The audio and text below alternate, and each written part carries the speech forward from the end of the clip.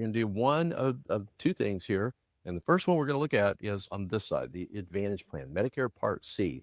Now, if you're talking to providers, provider would be someone who provides medical services, doctors, hospitals. They seldom call these Advantage plans. They'll typically refer to these as replacement plan. There's a reason for that. These plans are usually zero premium. They can be very low premium, but most of them are zero. And they're guaranteed issue. So they can't deny you. You want an Advantage plan, you can get an Advantage plan. Now, somebody here is probably thinking, why are they zero? There's no such thing as free insurance. By the way, no matter which way you go on this, you still pay your $185 a month, your Part B. So why do they call them replacement plans and why are they zero? Because there's an arrangement, a deal that's made between the government and these private insurance companies. And the government tells the private insurance, if you can provide coverage that's equal to or better than what we provide them over here, we will pay you X number of dollars per capita for each person that you enroll in the plan. And the insurance companies are like, hey, we like money from the government.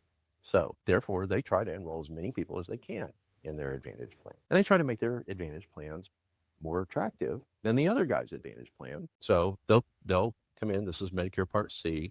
They'll usually bundle Part D. D stands for drugs, we can remember that. And then maybe some dental, vision, and hearing coverage. It may not be the best dental, vision, and hearing coverage ever, but it makes for good marketing. It makes their plan look attractive. And then they can put all kinds of things on there. If you've ever seen a Joe Namath commercial or J.J. Walker or something, they'll tell you about all the great things you can get with their Advantage plan, and it won't cost you a dime, at least not on the front end. These insurance guys, they're not dummies. The actuaries will get their money, and they'll collect it on the back end in the form of out-of-pocket costs. That's deductibles, copayments, and coinsurance. It all looks good whenever you see it and say, oh, my HMO, zero dollar copayment for my primary care physician, until you got to use it. As few things are as simple as I get the sniffles, I go see my primary care physician, they give me an antibiotic, I go home, and we live happily ever after. Medical things are more complicated than that. I give the illustration of, let's say I've got an earache, and my wife, if I had an Advantage plan, my wife would say, why don't you go to the doctor, get your ear checked out? Okay, so I make an appointment, go see the doctor. And the doctor says, well, I don't see anything. So I'm gonna refer you to a couple of specialists, and we'll get this checked out. So my doctor refers me to a specialist over here. Well, guess what? I get to pay extra for them because they're specialists. So I've got, $35 to this doctor and $35 to this doctor. And this doctor looks at my ear and said, I don't see anything. But sometimes an earache that we can't detect could be a sign of a tumor. So I'm going to order some imaging. So he orders an MRI.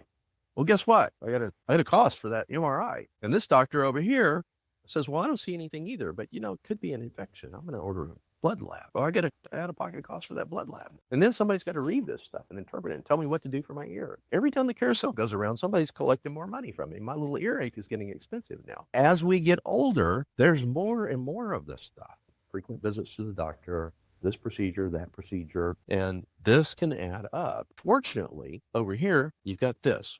Maximum out-of-pocket, MOOP, maximum out-of-pocket. If you're having a really bad year, at some point, they're going to draw the line. They're going to cap your costs, and the insurance is going to pay for everything after that. These Advantage plans come in a variety of flavors. The most common two you'll be familiar with, an HMO and a PPO. Looks a whole lot like your employer group health coverage. So probably everybody knows what an HMO is. You got a network of providers, and you've got a primary care physician who's kind of like the gatekeeper, and you can go see specialists within the network. And as long as you stay within the network, everything's cool. And the benefits tend to be a little bit richer on those HMOs because they're managed care. They're tightly. And the maximum amount of pocket on those is usually in about the $4,000 to $7,000 a year range. Now, they could be more, they could be less, but Donna, if we did a bell curve, then you're going to see most of those are in the $4,000 to $7,000 a year range. PPOs, they have networks also, but they give you more flexibility. If you stay within their network, you're going to get the best deals. If you go outside the network, you don't have to have a referral to go outside the network, but you're going to pay. The trade-off is there's a financial trade-off for that. You're going to pay more for that. If you go outside the network, you're usually going to have coinsurance of 40 to 50% of the cost of those medical services. And the maximum out of pocket tends to be higher on these PPOs too, probably in the $7,000 to $12,000 range. Now, where it is could skew one way or the other, depending upon whether you're getting most of your services in the network or outside the network. So you may have a higher maximum out of pocket. Medicare plans.